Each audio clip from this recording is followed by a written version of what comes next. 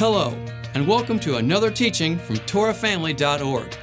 We are a family-based ministry that believes the whole Bible stands forever, that all of it is based in the Torah, and all of it promotes the Torah. Please visit us at TorahFamily.org for more teachings like this one. We hope this teaching helps you learn and grow in the faith. Men of Yahweh, Chapter 12. Sacrifice. Sacrifice. It's not a word we hear very often these days. In fact, it seems lately all we hear about more and more is reward or how we deserve better. It seems the world around us is constantly feeding our egos as to how good we are and how we need a vacation. We need this or we need that. Yet, not just how we need it, but how we've earned it. However, it seems as if it's not just from the world this message is being promoted. In fact, over the years, I've heard things like this being preached by ministers all around. From pulpits to YouTube ministry channels, the ideology of "you deserve better" has infiltrated the body of Messiah. I even had a pastor once tell me, "I don't have to die for the church.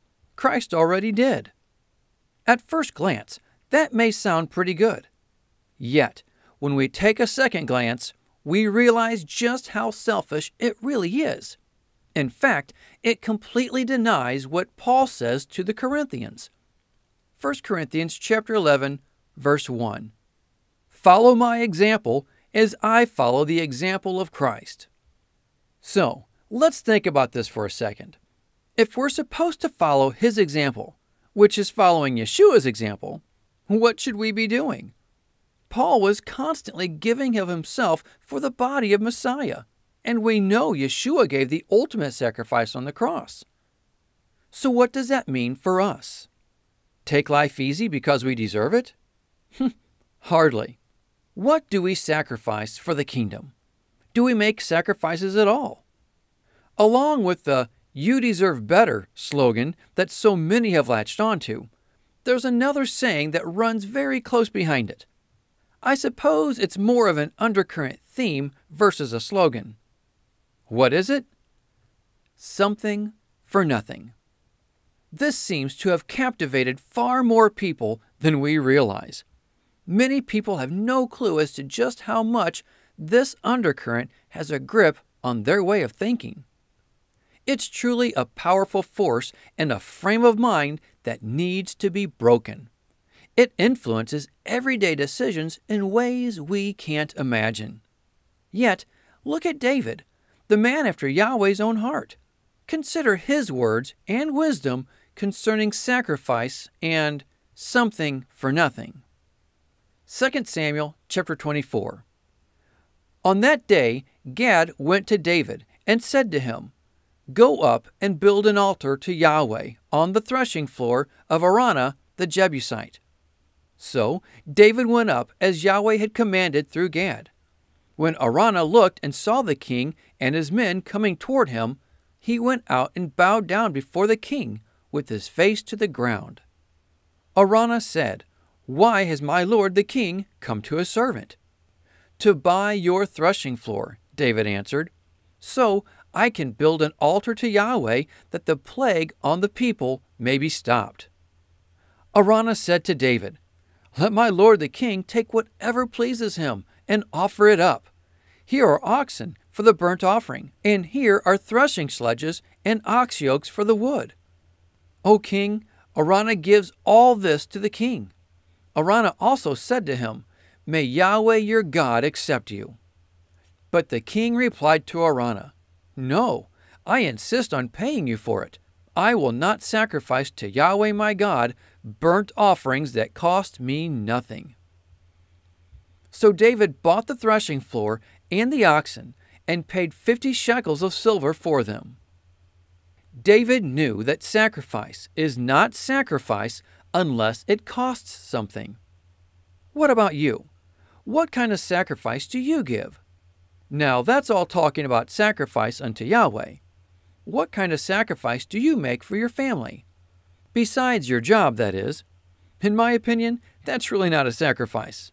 I see that as more of an obligation. I remember one time when growing up how my mom once said to us children, "Your dad never gets anything for himself. He's always buying for you and me." Even as a child, I pondered what she said, and it hit me. She was right. I could never think of a time where Dad bought something just for him. When I did, it was from a yard sale or something. Now, I'm sure he did. However, compared to how much was bought for the rest of our family, well, it really couldn't be much of a comparison. You know, no matter how old we are, our childhood memories will always seem like yesterday. Some more than others, of course. While we want to hold on to many of those memories for as long as we can, we have to leave our childish ways behind us. Those ways that always focused only on self. It reminds me of what Paul said. 1 Corinthians 13:11. When I was a child, I talked like a child. I thought like a child. I reasoned like a child. When I became a man, I put childish ways behind me. Have you put childish ways behind you? In conclusion, I would like to share with you a quote from a book that I read in my teen years. Yahweh has used this book to influence my life in many ways. In fact, I can't believe I'm just now sharing a quote from it.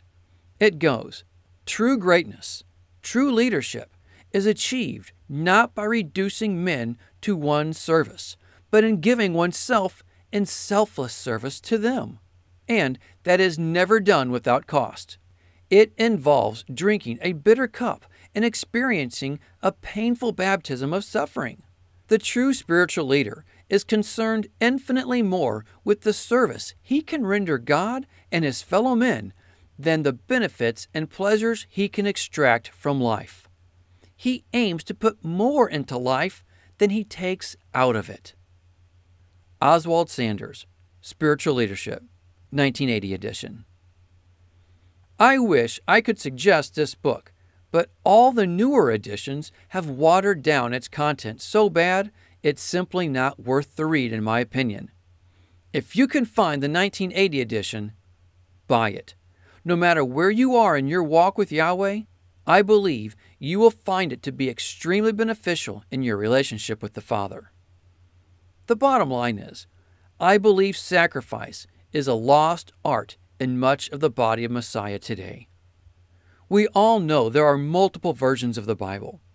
However, when I did a search for the word sacrifice in one of them, the word appeared 365 times.